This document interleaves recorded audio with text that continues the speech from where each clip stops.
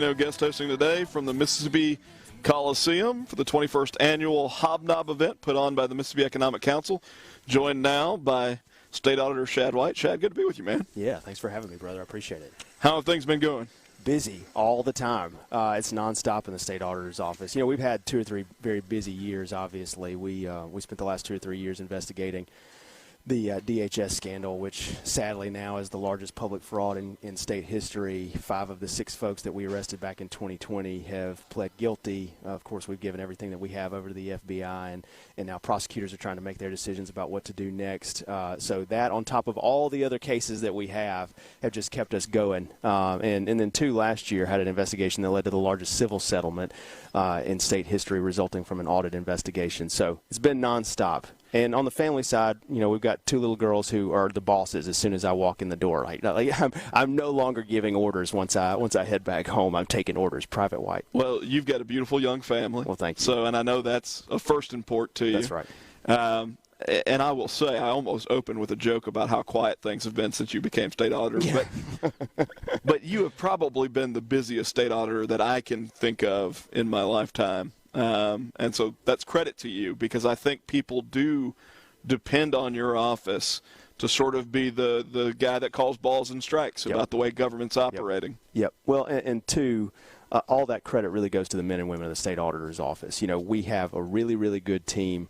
The directors that I've selected that were there when I got there, the team that we have built is really fantastic. I mean, really first rate in the country, I think, when you go to National State Auditors Association meetings, which are exciting, by the way. You should head to one of those.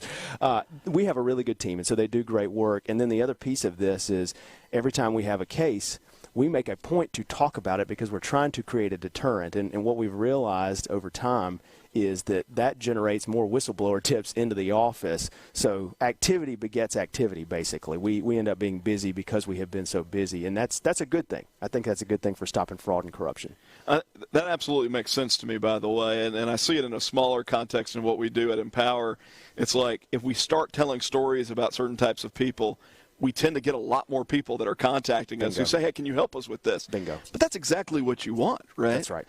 And so that's a positive sign for what's going on in the office right now. Obviously, this is a big day, big event for MEC. Yep. All of the statewide elected officials, of which you are one, will be here today talking. Tell me a little bit about what you plan on talking about today with all the business leaders who are. Sure. You know, my normal spiel is about some of our fraud cases, but because we've got business leaders in the room, I'm going to do something a little bit different today. I'm going to talk about the fact that as state auditor, I think I have a better vantage point on the parts of state government that are working and the parts of state government that are not working than almost anyone else except for the governor, probably, because I get to look under the hood every single day at how we spend money.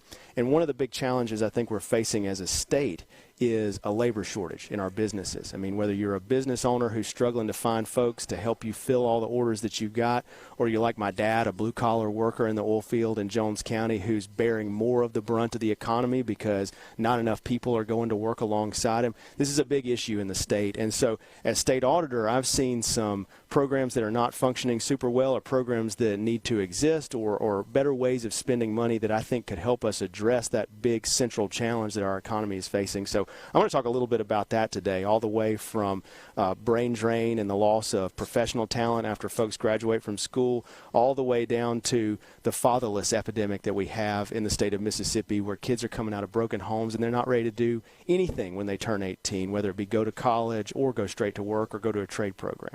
We were talking about this a little bit off air. I think the work that you guys have done on the fatherlessness issue and raising awareness is really, really important. I have thought for a very long time that is the number one problem in Mississippi. It is. And if you look at the data, and I know you know this very well, you know, we've got more out-of-wedlock births than anywhere else in the country.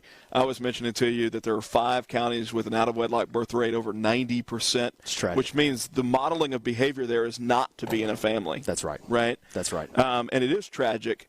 It is particularly tragic when you look at all the data that you guys have looked at and you realize this is not just a one-off data point, but we're literally talking what is the chance of that kid ending up in prison? What is the chance of that kid ending up with a good education?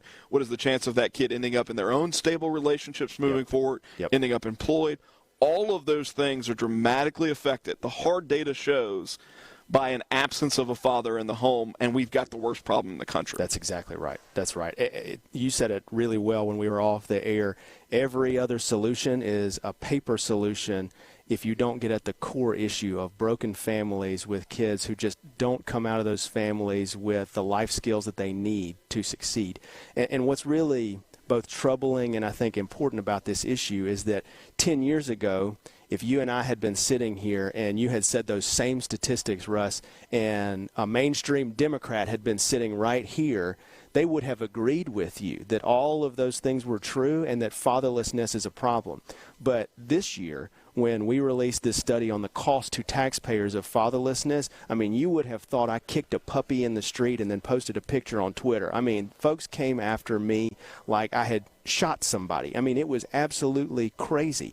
And I pointed out very gently that the same sorts of statistics that you just said were pointed out by Barack Obama in a fatherlessness speech about 10 years ago, but now you can't even say it. So that makes this issue very important because now we know that it needs to be said out loud that this is a problem, that kids growing up without engaged daddies is a problem, and only after you identify the problem can you start to talk about some potential solutions. And that's where we wanted to get is, you know, as state auditor, I can tell you the state taxpayers are paying about $180 million per year to incarcerate just the men in our prison system who grew up without an engaged father, not even including the women. So that's a huge cost to the taxpayer.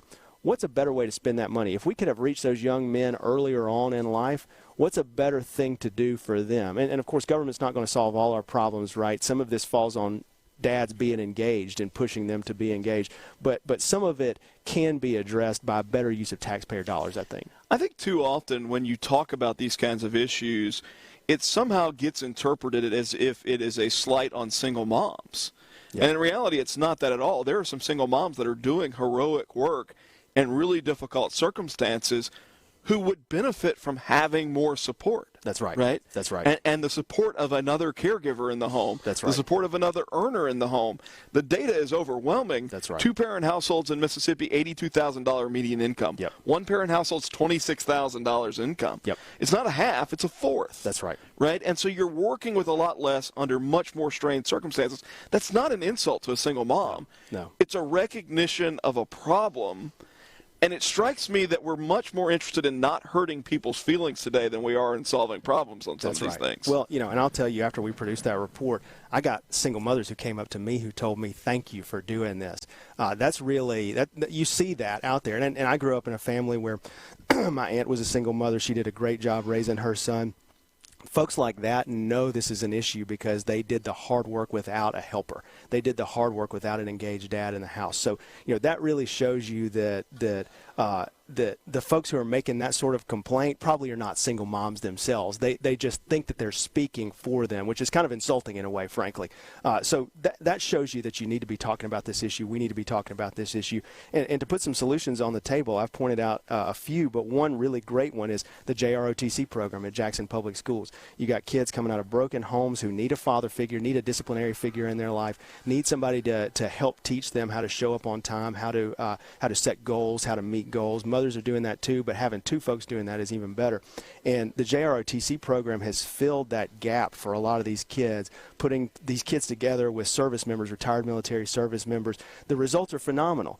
The graduation rate for those kids who go into that program is 100% compared to about 75% in the general population of Jackson Public Schools. So that's the kind of stuff that we should be talking about. It's not a perfect solution, but that's the kind of stuff we should be talking about. And at minimum, we should be willing to say engaged fathers are statistically incredibly important in people's lives. Well, and you mentioned this, you know, part of that is that you see people tend to be more engaged professionally when they're coming out of circumstances where they can model behavior off of an engaged father who's working.